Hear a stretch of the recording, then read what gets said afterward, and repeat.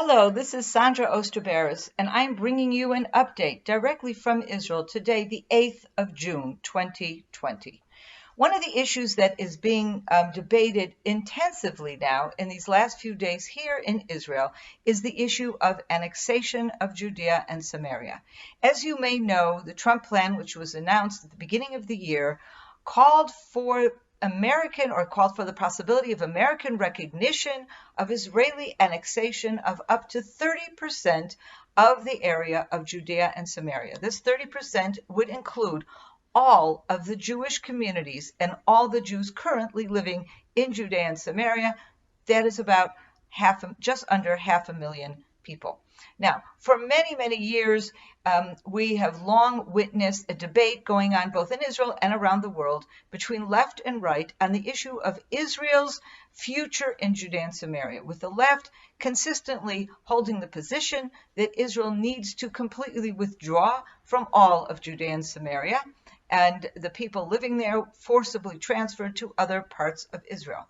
The right, on the other hand, has put forth various types of solutions, all of which would call for continued Israeli control of the area and the freedom for Jews to live anywhere in Judea and Samaria. Now, of course, there was a significant withdrawal from that position given the unfortunate reality of the Oslo Process, which beginning in 1993 transferred huge areas in Judea and Samaria, areas that do not have any Jewish communities.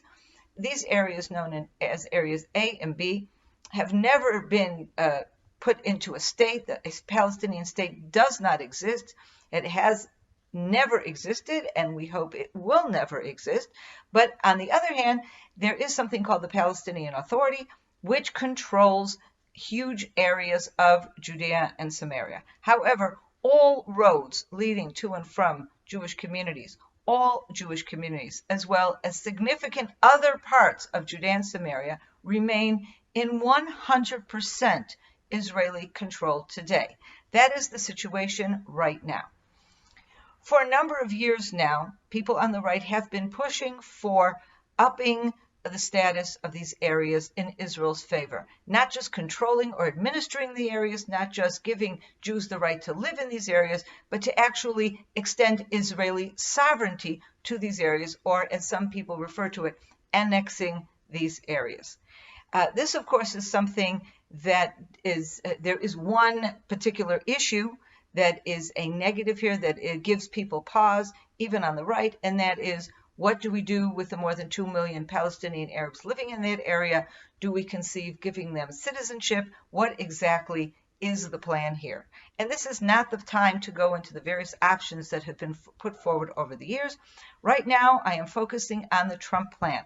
And the Trump plan put forward the opportunity for Israel to annex the parts that have Jewish communities, some of which bigger areas, some of which just the communities themselves, because there are about 15 communities that under this plan will be left as isolated enclaves surrounded by areas that are supposed to be reserved for a possible Palestinian state. And it is on this issue that today there is huge disagreement within the right. There are those on the right, and I would venture to say a majority, who believe that the opportunity to gain American recognition of Israel extending sovereignty over even parts of Judea and Samaria is something we must take advantage of today. We don't know what will happen in November when President Trump is up for re-election.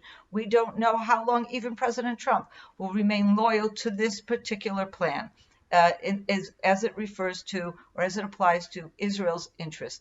And therefore, it is very important for us to take advantage of whatever steps we can reasonably do right now. On the other hand, there are those that are saying by annexing this up to 30% of the area for Israel, at the same point, we are recognizing that the remaining 70% is being reserved for a Palestinian state. And therefore, by the implied recognition in a Palestinian state that annexation might imply, they are now coming out against even Israel annexing any part of the land. And this is a raging debate going on right now, a debate that I believe is extremely harmful and dangerous. And I want to just take you back for a moment to 1948. David Ben Gurion, Israel's first prime minister, but Israel doesn't exist yet. It's the very last days of the British mandate. And there is tremendous pressure being put on David Ben Gurion not to declare a state, because there's great fear that the Arabs will invade, which of course they did, and that Israel would be wiped from the map, and perhaps some kind of arrangement could be made, short of actually declaring a state. On the other hand, there were those who were against accepting the partition plan, because that partition plan, as put forth at the end of 1947, gave Israel a very, very small part of the land of Israel and gave it absolutely indefensible borders. David Ben Gurion had to make a decision, and he did. He accepted the plan, even though he knew that should the state of Israel be established within those small borders, it would be almost impossible to defend. But he said, let us take what we can now. We are not giving up our claim to the rest. And that is exactly the position that I believe we must take. We must annex whatever we can now, particularly taking advantage of this very small window of opportunity that has been brought before us.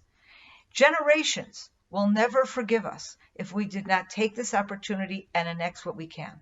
But at the same time, it is very critical that the government Israel, in annexing this area, makes it very clear that from our perspective, this is a first step. That much depends on what the Palestinians want to do.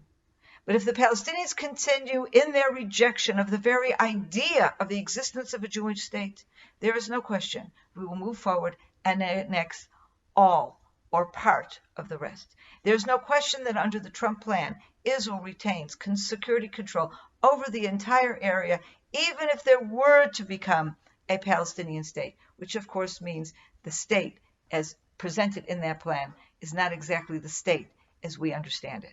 These are the issues that are most debated today in Israel. I wanted to share them with you. For more understanding and for further details, please read my News from the Land that I have put out today. Thank you very much. Hope to see you soon.